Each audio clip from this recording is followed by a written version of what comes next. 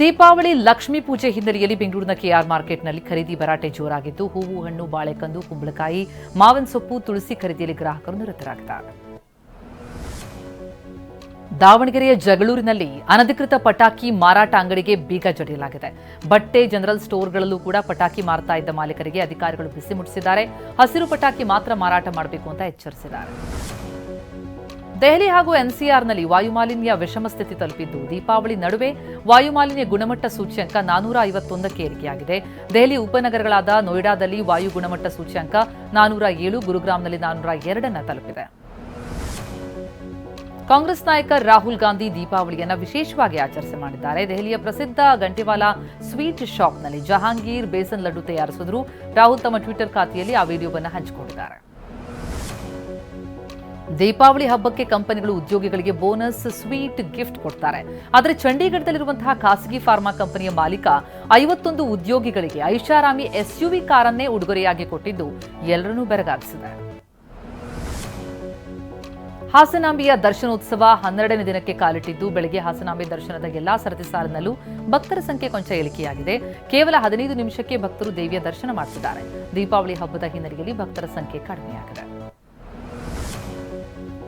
ಹಾಸನಾಂಬೆ ದರ್ಶನೋತ್ಸವ ದಾಖಲೆ ಬರೆದಿದ್ದು, ಕೇವಲ 11 ದಿನದಲ್ಲಿ 23 ಲಕ್ಷ ಭಕ್ತರು ದೇವಿ ದರ್ಶನ ಪಡೆದರು.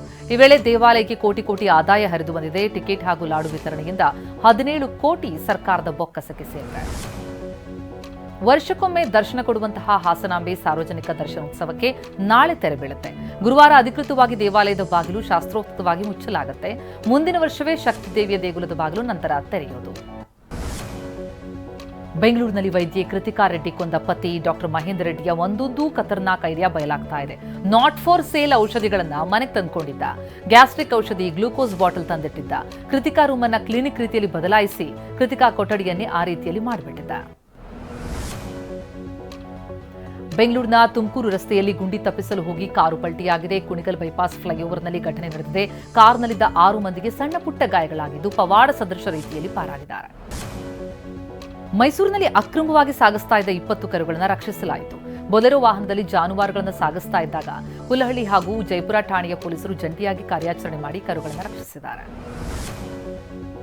ಮೈಸೂರಿನಲ್ಲಿ ಸರ್ಕಾರ ಮುಟ್ಟುಗೋಲು ಹಾಕಿಕೊಂಡಿದ್ದಂತಹ ಮನೆಗೆ ನುಗ್ಗಿದ ಕಳ್ಳರು ಬರಿಗೈಲಿ ವಾಪಸ್ಸಾದ ಘಟನೆ ನಡೆಯಿತು.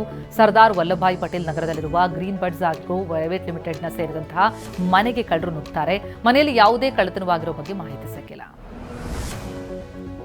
ಚಾಮರಾಜನಗರ ಜಿಲ್ಲೆ ಗುಂಡ್ಲುಪೇಟೆಯಲ್ಲಿ ಬರೋಬ್ಬರಿ 12 ಅಡಿ ಉದ್ದದ ಹೆಬ್ಬಾವು ಪತ್ತೆಯಾಗಿದೆ. ಬಂಡೀಪುರ ಊಟಿ ಮಾರ್ಗ ಮಧ್ಯೆ ಸಂಚರಿಸುವ ವಾಹನ ಸವಾರರು ಹೆಬ್ಬಾವು ಕಂಡು ಹೌಹಾರದ್ರು. ಅಧಿಕಾರಿಯೊಬ್ಬರು ವಾಹನಗಳನ್ನು ತಡೆದು ಹೆಬ್ಬಾವು ರಸ್ತೆ ದಾಟೋದಕ್ಕೆ ಅನುವು ಮಾಡಿಕೊಟ್ಟಿದ್ದಾರೆ. ಬಿಹಾರ ವಿಧಾನಸಭೆಯ ಮೊದಲ ಹಂತದ ಚುನಾವಣೆಗೆ ನಾಮಪತ್ರ ಸಲ್ಲಿಕೆ ಮುಕ್ತಾಯವಾದರೂ ಇಂಡಿಯಾ ಮೈತ್ರಿಕೂಟದಲ್ಲಿ ಸೀಟು ಹಂಚಿಕೆ ಅಂತಿಮವಾಗಿಲ್ಲ. ಆಯಾ ಪಕ್ಷಗಳು ಅಭ್ಯರ್ಥಿಗಳನ್ನು ಘೋಷಣೆ ಮಾಡಿವೆ. ಜೆಎಂಎಂ ಚುನಾವಣಾ ಅಖಾಡದಿಂದಲೇ ಹಿಂದಕ್ಕೆ ಸರಿದಿದೆ. ಬಿಹಾರ ವಿಧಾನಸಭಾ ಚುನಾವಣೆಗೆ ಒಪ್ಪಂದ ಇಲ್ಲದೆ ಆರ್ಜೆಡಿ 143 ಅಭ್ಯರ್ಥಿಗಳನ್ನು ಕಣಕ್ಕಿಳಿಸಿದೆ. ಕಾಂಗ್ರೆಸ್ 61, ಸಿಪಿಐಎಂಎಲ್ 20 ಕ್ಷೇತ್ರಗಳಲ್ಲಿ ಅಭ್ಯರ್ಥಿಗಳನ್ನು ಘೋಷಿಸಿದರೆ ಕನಿಷ್ಠ 20 ಕ್ಷೇತ್ರದಲ್ಲಿ ಇಂಡಿಯಾ ಮೈತ್ರಿಕೂಟದ ಪಕ್ಷಗಳು ಪರಸ್ಪರ ಸ್ಪರ್ಧೆಗಳಿವೆ.